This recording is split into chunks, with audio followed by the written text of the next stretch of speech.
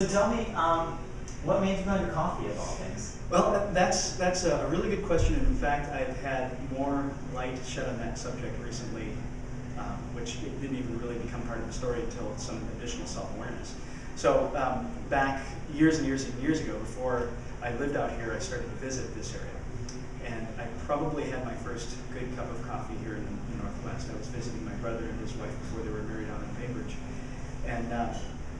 and over time, the visits here, I would take the ferries from Bainbridge across to the main part of the city here, and spend time in the library, the old library before the big glass library that we have now. Yeah. And they had a coffee reading space, reading area, the periodicals, a lot of academic research, all sorts of things. And I would spend afternoons just reading about it.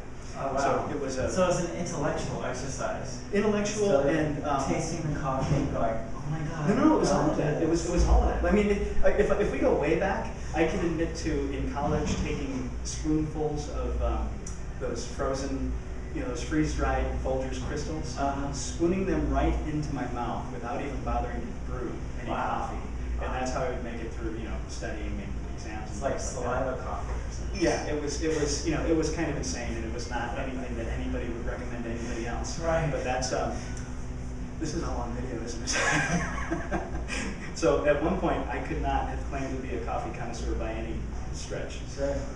But like I said, coming out here and trying really good coffee for the first time was like, this is what this product should be. It smells a certain way, but then, especially back then, when you would taste it, the taste was so far away from the smell that there was some kind of discongruity. It didn't line up, and there was a reason for that. Sure.